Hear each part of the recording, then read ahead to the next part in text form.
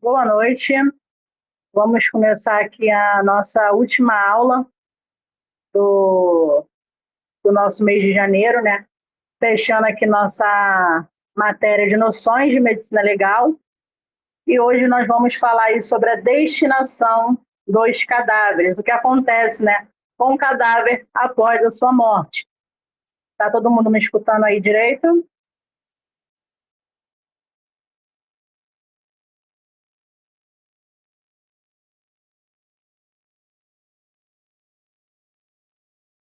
Então vamos lá.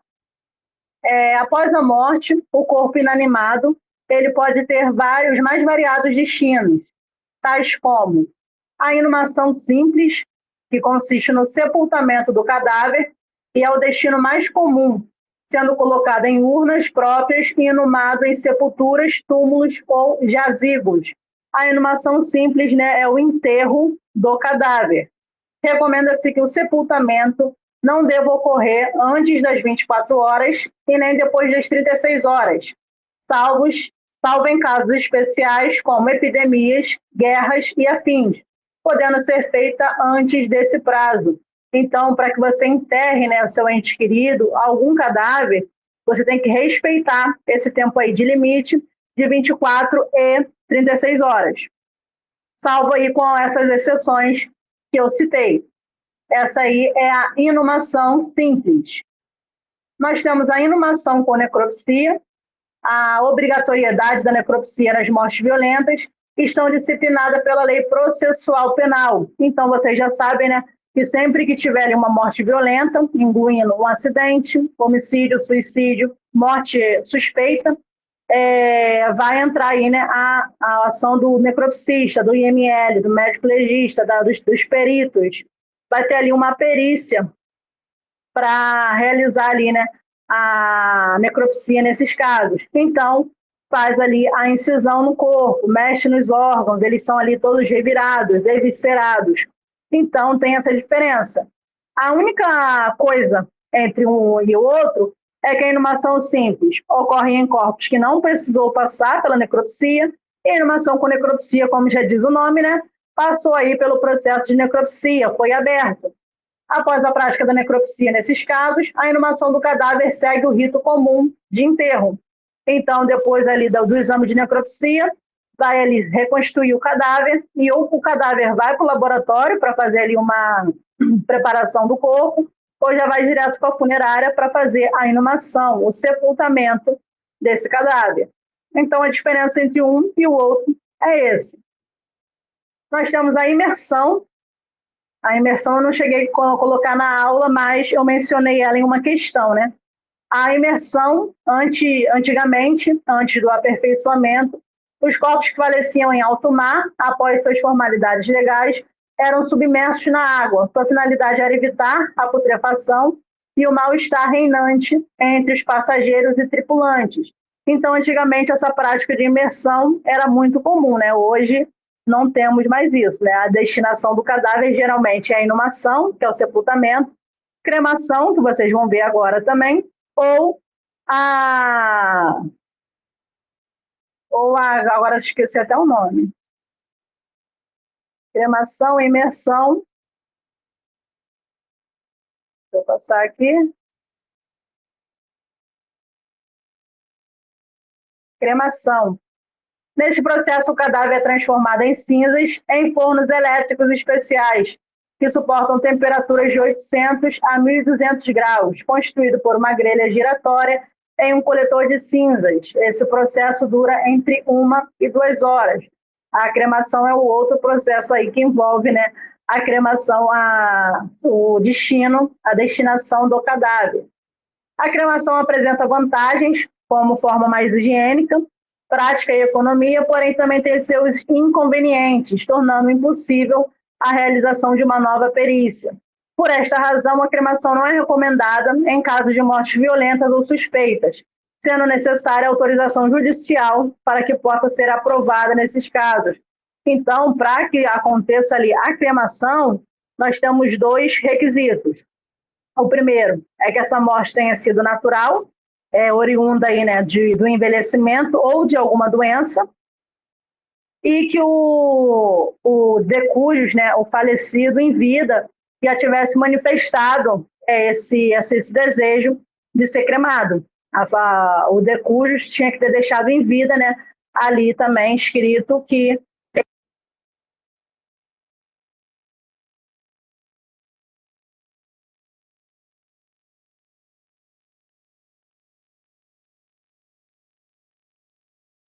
o cadáver não, né? Uma pessoa em vida tem que deixar, né, por escrito ou assinado que deseja ser cremado. Senão é uma confusão até a família ele conseguir, né, enfim, cremar esse corpo. E se for o caso de uma morte violenta, uma morte suspeita, eles não recomendam. Para que seja cremado o corpo nesses casos, ou tem que ser a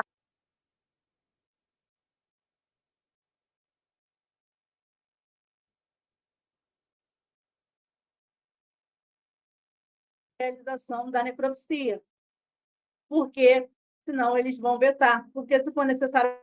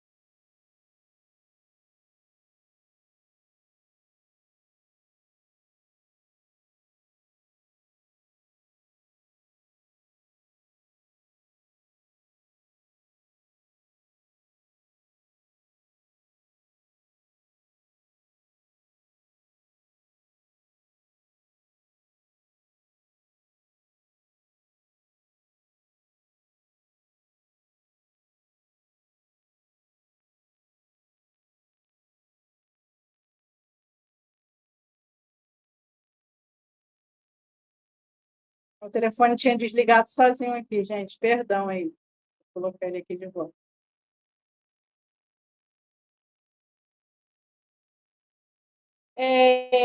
Vamos continuar aqui, então. A exumação ela consiste na retirada dos restos mortais do decujus do local onde ele foi sepultado, para transferi-lo para outro espaço ou outra cidade, ou ainda devido a alguma questão judicial. Então, na exumação, tem aí várias questões para que ela ocorra. Eu deixei até na plataforma aí para vocês pesquisarem sobre a exumação administrativa e a exumação judicial ou forense. Se se meu som sumiu alguma coisa, gente, vocês me dão um alerta aí, por favor, tá? A exumação administrativa, ela geralmente só ocorre depois de 3 anos, sendo a administração do cemitério responsável por notificar os familiares. Então, dentro de 3 anos aí que um familiar seu tenha sido sepultado, o cemitério, né, vai ligar informando sobre a exumação. Então, geralmente tem quem pague, né, para incinerar os restos mortais, ou se não, para ali depositar nos ossuários. Essa exumação ocorre em algumas situações como lotação máxima dos cemitérios e necessidade de transferência do sepultado para a ossada perpétua, ou os ossuários, né? Ou mudança da família para outra cidade e desejo de levar o falecido, transferindo-o de cemitério. Então, esses aí são os tipos de exumação administrativa. 3 anos, em caso de lotação, e quando a família se muda aí para outra cidade, estado ou até, né, o país. E vamos ter a exumação forense ou judicial. Elas ocorrem quando há necessidade de retirar um cadáver de sua sepultura para exames periciais complementares, visando esclarecer a causa da morte, identificar os restos mortais ou coletar novas provas. Por isso que eu falei, né, que a cremação ela não é recomendada nos casos de mortes suspeitas, mortes violentas, porque se for necessário ali, a realização de uma nova perícia, o pessoal, né, vai ficar de mãos atadas se esse corpo for cremado, porque não vai ter essa possibilidade. Se o corpo for inumado, é só realizar, né, essa exumação e aí você consegue ali, né, coletar novas provas para atribuir aí no processo. Ela pode ser solicitada a qualquer momento. Tem questões que vem cobrando, que só pode ser feita a exumação depois de 3 dias, na fase colicoativa, na fase gasosa, entendeu? Então, essa exumação judicial, ela pode ser solicitada a qualquer momento, a qualquer instante. Pode ser que enterrou o cadáver hoje de manhã, eles podem solicitar que à tarde façam ali uma exumação, porque pode ser feita a qualquer momento, indiferente do tempo que esse cadáver tem inumado. Pode ocorrer também para imposição da justiça, em caso de morte violenta, quando o falecimento está sendo analisado pela polícia ou quando as seguradoras necessitam confirmar a causa da morte para validar o pagamento da apólice, por exemplo. Ou também pela imposição da justiça para confirmar a paternidade pós-mortem. Nesses casos, o corpo precisa ser exumado para a realização da coleta do material genético. Então, aí, essa questão do DNA, a apólice, tudo vai envolver ali uma exumação judicial, porque não tem como você esperar os 3 anos para acontecer ali a exumação administrativa, para que você colete mais provas, para que você recolha ali, né, o material genético, para que você pegue ele, confirme a causa de uma morte para uma apólice. Então, tem essa exumação forense, que vai ali antecipar a exumação desse cadáver para resolver ali alguma questão jurídica.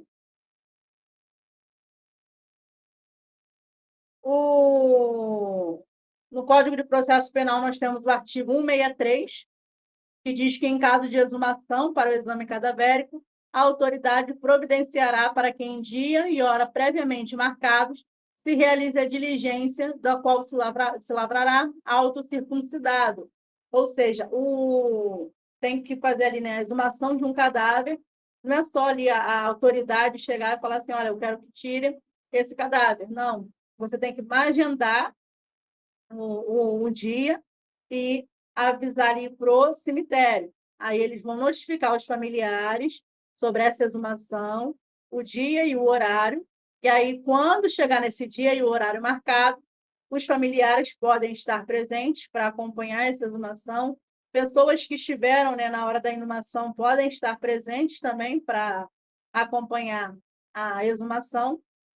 O administrador do cemitério deve estar lá, né, para indicar o local dessa urna.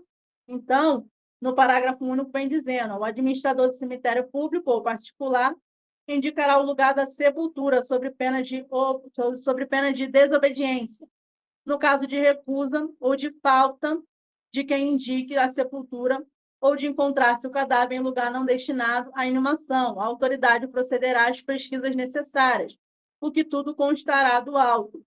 Então, se o administrador do cemitério não quiser dizer, né, onde está essa sepultura, ele vai estar aí, né, cometendo um crime de obediência. Eu coloquei aqui para vocês. Esse crime de desobediência está aí no artigo 330 do Código Penal. Ó, desobedecer a ordem legal de funcionário público, pena e detenção de 15 dias a 6 meses, além de pagar, né, uma multa. E temos aqui também, né, outro artigo, o artigo 67 da Lei 3.688, que é a Lei das Contravenções Penais, está dizendo que inumar ou exumar um cadáver com infração das disposições legais constitui crime de contravenção penal. Prisão simples de 1 mês a 1 ano ou multa que a pessoa paga.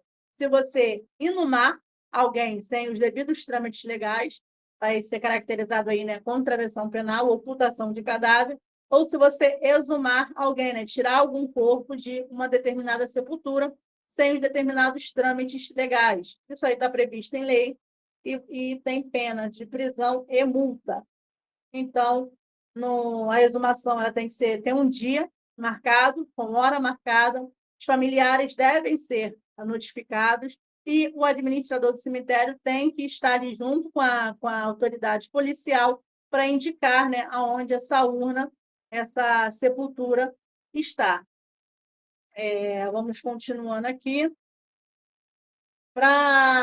Nesses casos aí de exumação, o primeiro passo é você localizar a sepultura, fotografar o local e só depois abrir a mesma. O administrador do cemitério vai te mostrar onde está essa sepultura. Você vai tirar uma foto panorâmica do local onde está localizado e depois você vai poder, né, exumar, tirar a urna de dentro da sepultura. Fotografar os restos mortais na posição em que forem encontrados. Está aí no artigo 164 do Código de Processo Penal. Os cadáveres serão sempre fotografados na posição em que forem encontrados, bem como, na medida do possível, todas as lesões externas e vestígios deixados no local do crime. Então, antes de você encostar ali no cadáver, você vai retirar a tampa da urna e vai fotografar o cadáver na posição que ele está, a roupa que ele está, se tem alguma lesão presente nesse cadáver, antes de fazer ali, né, o exame. Efetua-se o exame cadavérico a céu aberto ou em morgue anexa ao cemitério, quando houver, descrevendo os componentes minuciosamente no auto de exumação e reconhecimento à sepultura, o esquife, as vestes, o aspecto do decujus, o grau de putrefação ou ossada, se já atingiu a fase de esqueletização. Então, isso aí é tudo que você vai documentar quando estiver fazendo ali, né, a exumação, depois da exumação, o exame cadavérico, fazendo a segunda perícia naquele cadáver. Vamos continuar aqui. Aqui temos a foto, né, do local do sepultamento. Fotografia do cadáver conforme ele se encontra, antes de tocar no cadáver. Realização do exame cadavérico no próprio local. Aí provavelmente não tinha, né, um lugar anexo ao cemitério para que fosse realizada essa perícia, essa nova perícia, nova necropsia, nova análise. Então, eles fizeram ali, né, no próprio local onde estava a urna. Vamos aqui, né, para a questão. Os destinos dos cadáveres são específicos em relação às causas da morte. Nesse cenário, estabeleça a correlação entre as colunas. Aí está falando aqui, né? Inumação simples, inumação com necropsia, imersão, cremação e incineração. Então, nós vamos ter aqui, ó. Deixa eu já botar aqui para vocês ir acompanhando. Método higiênico, contudo, em que pese o disposto na Lei dos Registros Públicos, artigo 77 do inciso 2, não deveria ser permitido nos casos de morte violenta. Então, nós vamos estar falando aí, né, da cremação. A cremação ela é mais higiênica, mas ela não é recomendada aí nas mortes violentas, exatamente pela impossibilidade da realização de uma nova perícia. Segundo parênteses, deve ser realizado entre 24 e 36 horas a não ser em casos de doenças contagiosas. Então, nós vamos ter aí, né, a inumação simples, que tem ali o tempo, 24 e 36 horas, para que possa inumar esse cadáver. Terceiro parêntese, utilizado para peças anatômicas provenientes de amputação de membros. Aí, no caso, gente, vai ser a incineração. Sobre a incineração, eu não cheguei a falar com vocês, né? Sempre que alguém perde algum membro, esse membro ele é incinerado. Não necessariamente precisa, né, ter ali uma certidão de óbito para que enterre, né, esse membro. Ele pode ser simplesmente incinerado e a pessoa fica ali com as cinzas, se ela desejar. Então, isso acontece, né? Principalmente com os diabéticos, que às vezes perdem, né, parte do corpo devido a essa doença. Então, ali ó, o membro amputado pode ser incinerado. O próximo parêntese. Consiste em jogar o corpo ao mar e não é mais utilizado. Então, nós estamos falando, né, sobre a imersão, que eu expliquei para vocês na aula de hoje. E, por fim, em caso de morte violenta, é obrigatória. Então, vai ser a inumação com necropsia. Então, o nosso gabarito já está aqui, né? A letra B. De acordo com os parênteses, ficou 4, 1, 5, 3 e 2. Agora, vamos entrar aqui para falar sobre o embalsamamento e a tanatopraxia. Embalsamamento e tanatopraxia. Essa técnica é usada tanto em mortes naturais, por doenças ou envelhecimentos, quanto em mortes violentas, homicídio, acidentes de trânsito, suicídios e mortes suspeitas, incluindo esses corpos que passaram por necropsia no IML. Então, se for uma morte ali natural, a pessoa morreu porque estava numa idade já avançada, pode passar pela necropsia. Se essa pessoa morreu, né, oriunda aí de alguma doença, ela também pode passar pela necropsia. Se é um caso de um homicídio, né, perfuração de arma de fogo, várias lesões, pode também passar pela tanatopraxia. Se é o caso aí de um acidente de trânsito, também vai poder passar pela necropsia. Morte suspeita também. Pela tanatopraxia, pelo embalsamamento, não tem distinção.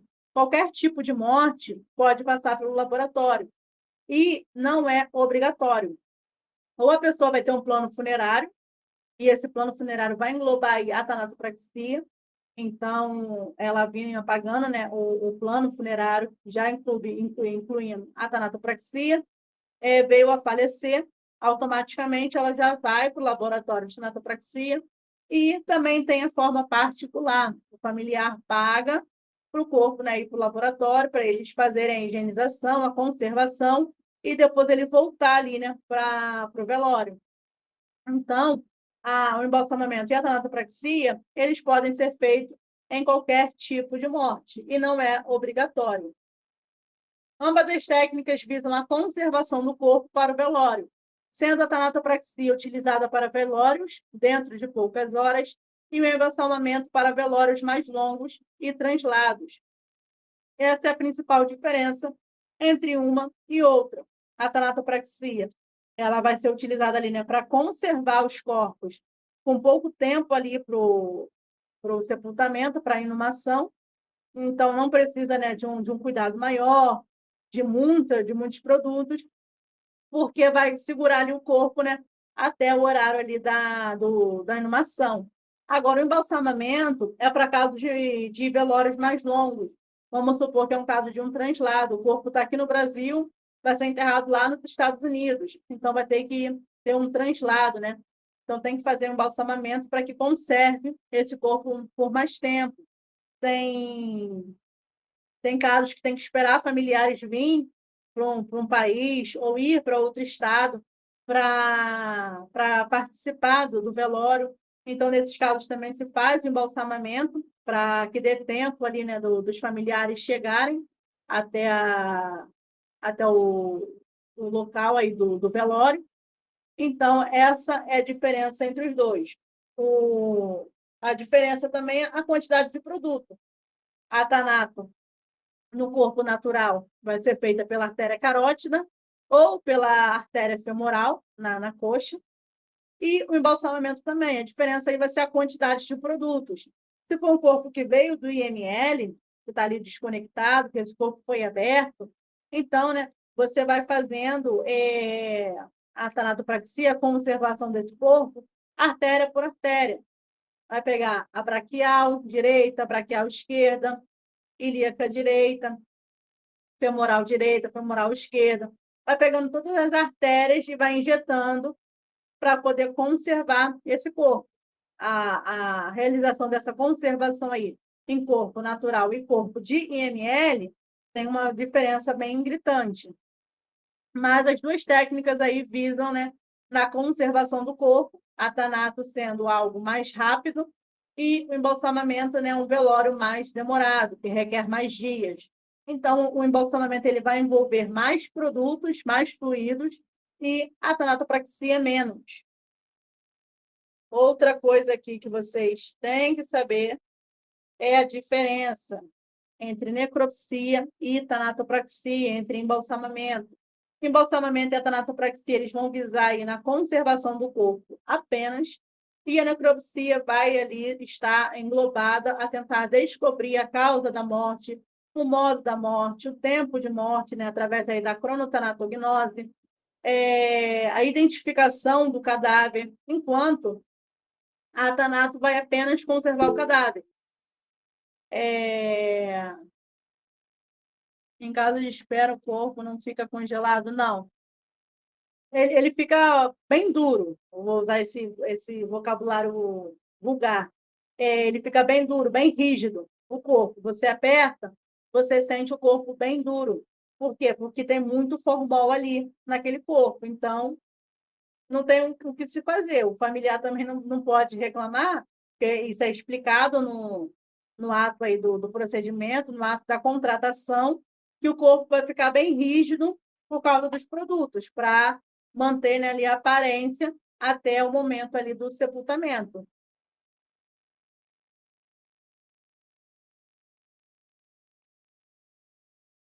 Temos aqui a diferença, né, entre embalsamamento e tanatopraxia.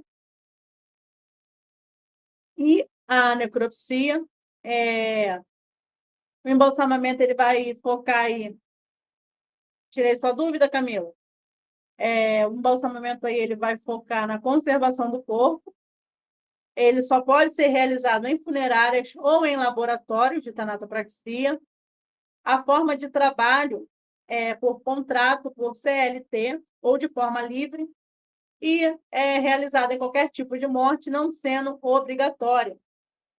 Então, o que vai acontecer? A tanatopraxia, ela envolve aí a conservação do corpo. Você quer trabalhar com a tanatopraxia, você vai lá, monta seu currículo, faz seu curso. Fiz o curso de tanatopraxia em tal instituição, tantas horas de estágio, blá, blá, blá, blá, blá, blá, blá, né, para maquiagem, gente funerária, leva lá o seu currículo. E é assim que é feita a contratação. Ou senão você está ali fazendo algum estágio, né? E eles já contratam você ali pelo estágio. E é muito comum essa parceria aí entre laboratório e estagiários, hein? Alunos. Tem laboratório, o próprio laboratório, né, oferece o curso ali para o aluno fazer e, às vezes, né, já ser efetivado dentro daquele mesmo laboratório. Então, ele pode trabalhar ali por contrato, pode ter ali a carteira assinada ou de forma livre. Pega um plantão coringa, recebe por plantão, vai uma vez ou outra, se faltar alguém, se precisar.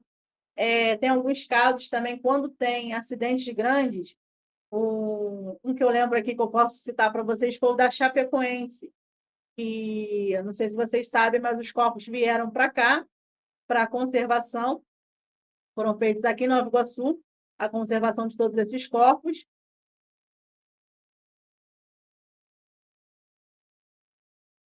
Vou abrir aqui para ler a sua pergunta também.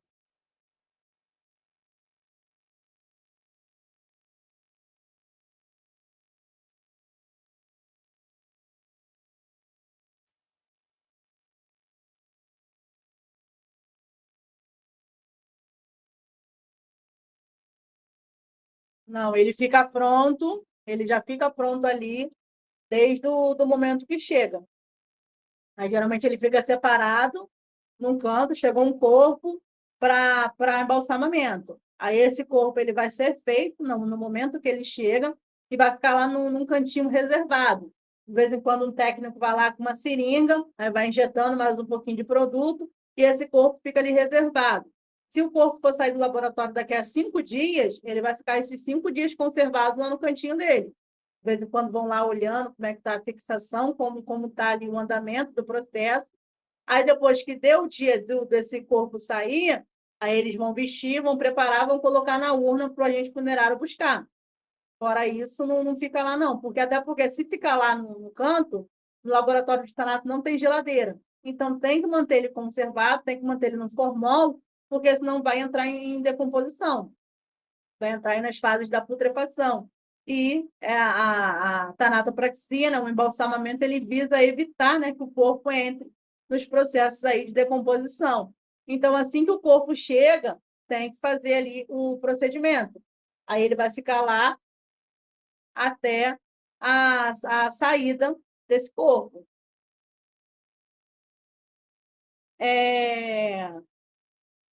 Continuando aqui falando de nada, continuando aqui falando da tanatopraxia no balsamamento, você trabalhando lá, pode ser livre também, né?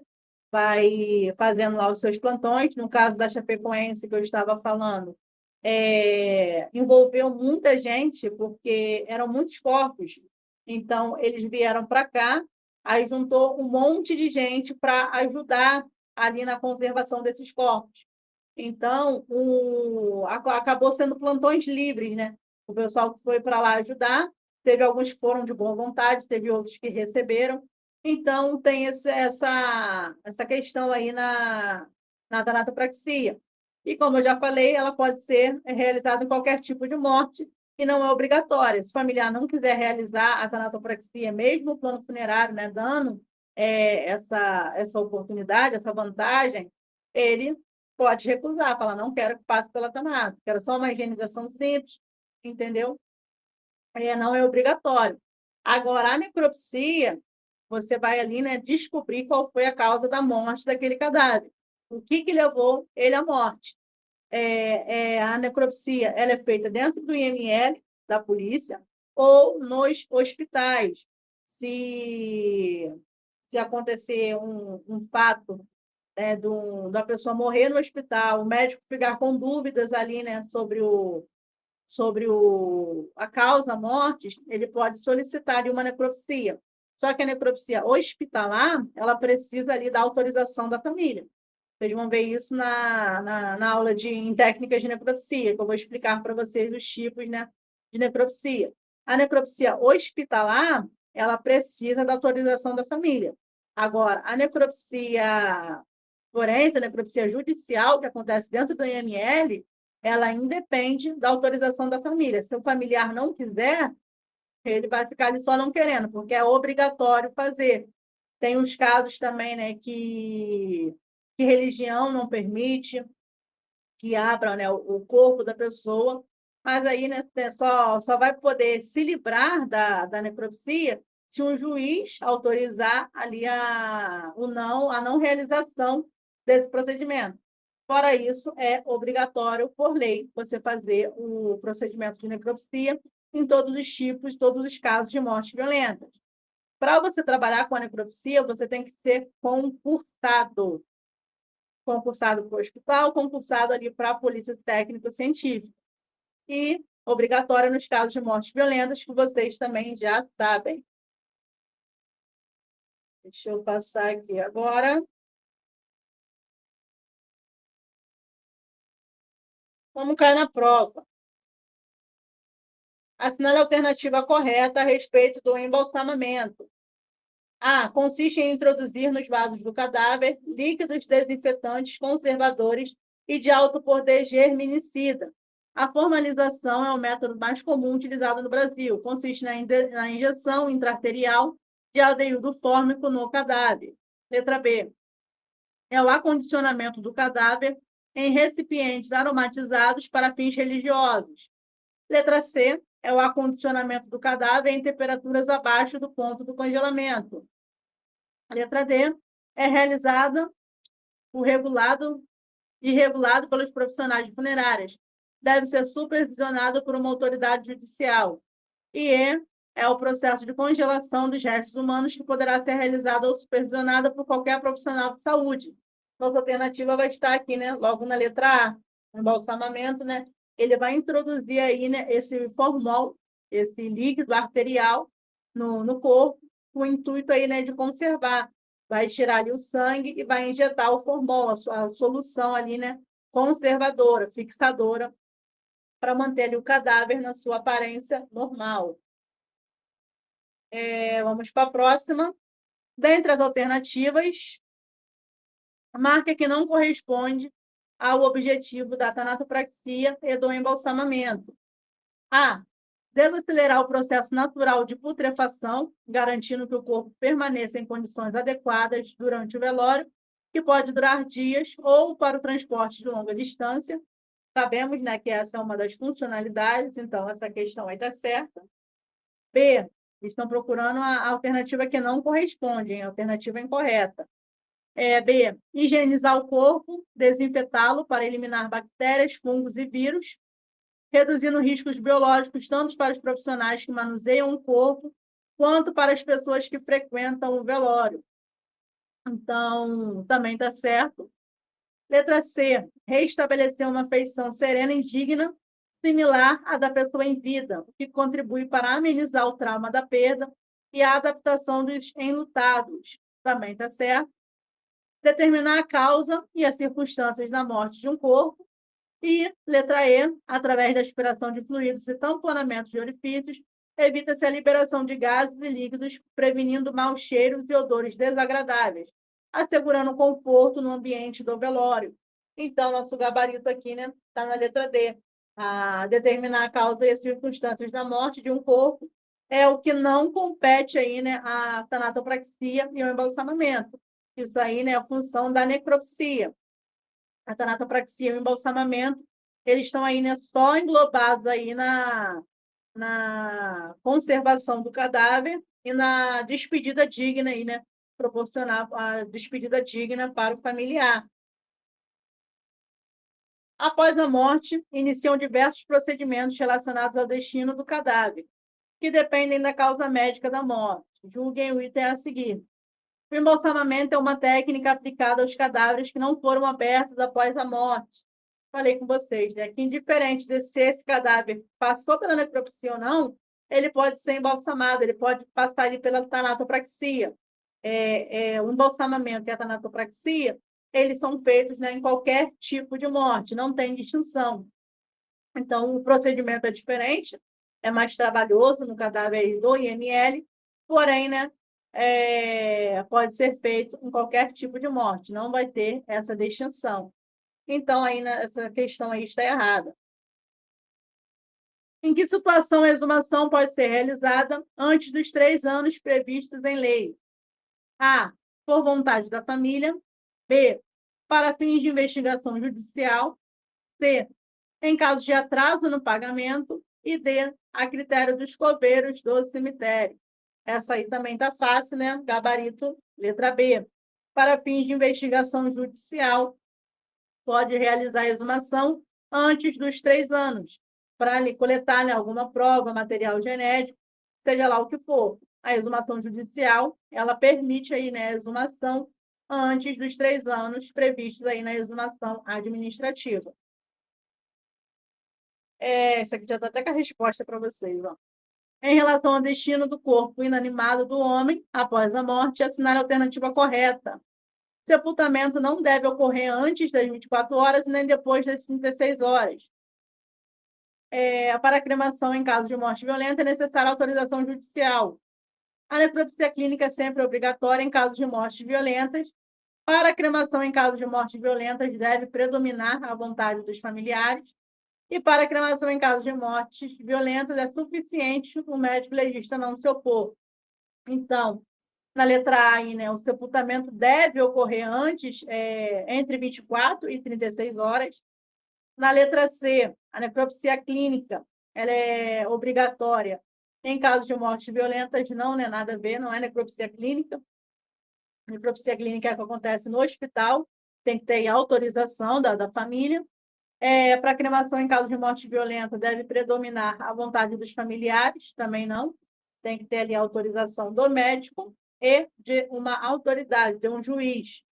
E na letra E, né, para cremação em caso de morte violenta, é suficiente o médico legista não se opor. Tem que ser 2 médicos legistas para assinar esse documento e o juiz para fazer ali, né, a cremação no caso de uma morte violenta. O que caracteriza os corpos em crematórios em termos de tratamento de corpos? Sepultamento, feitos por tumulação. B, utilização de gavetas abaixas de profundidades. Letra C, construção de monumentos funerários revestidos de mármores e granitos. Letra D, incineração de cadáveres com posterior entrega das cinzas aos familiares. Então, né, o crematório vai ser aí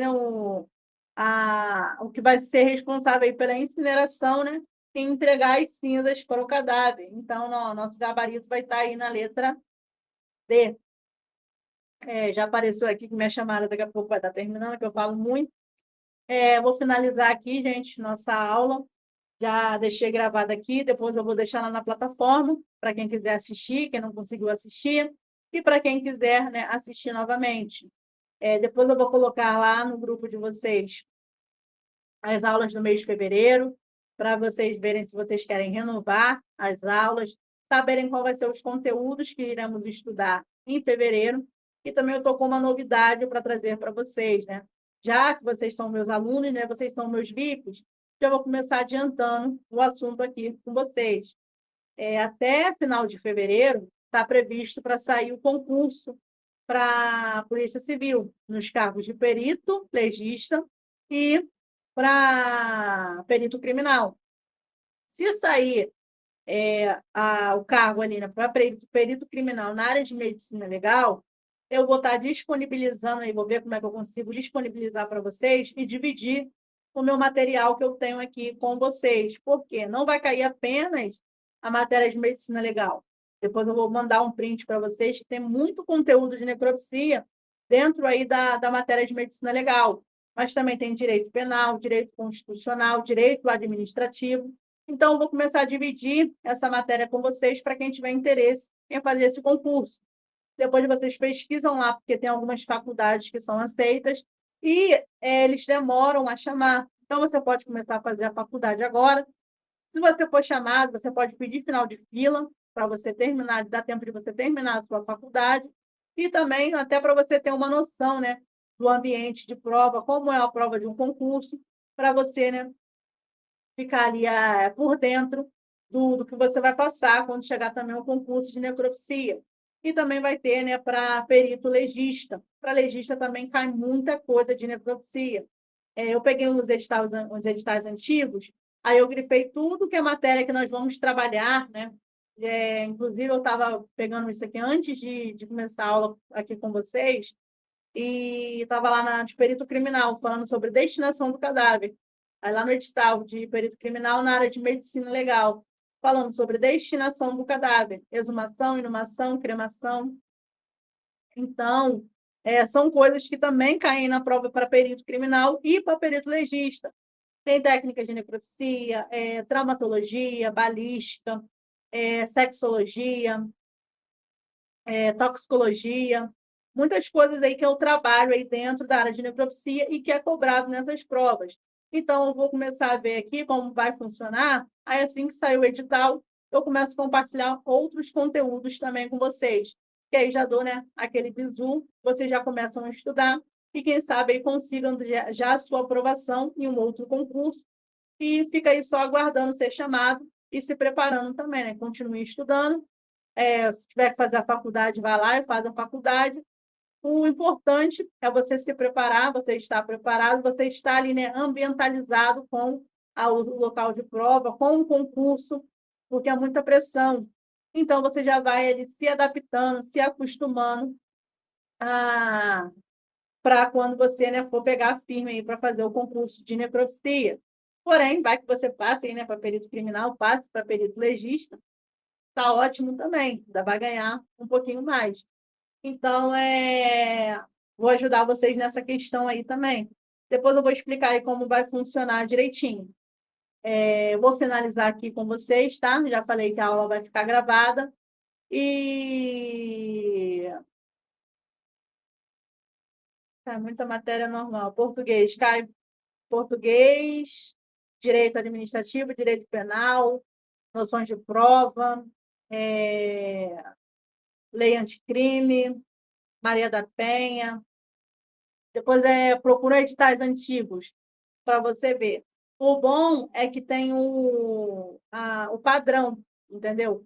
O português para concurso é uma matéria padrão, figura de linguagem, interpretação de texto, acentuação. Então, tem tópicos que você consegue estudar para qualquer concurso, estudando ali esse tema de português para concurso, direito para concurso. Então, não dá para você ficar perdido.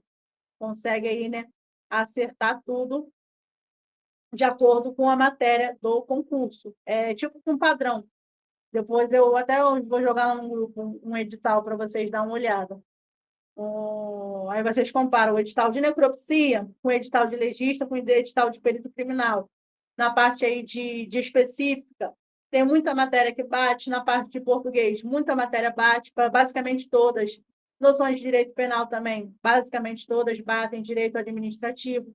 Então, você consegue até estudar para mais de uma prova, não somente para necropsia, mas também ali entre outras áreas ali, policiais, e até judiciárias, um TCU, por exemplo, Ministério Público, Tribunal de Contas. Então, você também, às vezes, consegue fazer outras provas, né? Abrir seu leque aí de oportunidades, né? Nesse caso.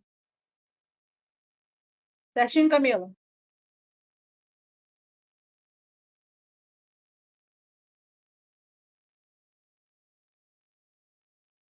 Então, vou estar finalizando aqui, tá bom? Obrigada aí para quem estava assistindo a aula está gravada.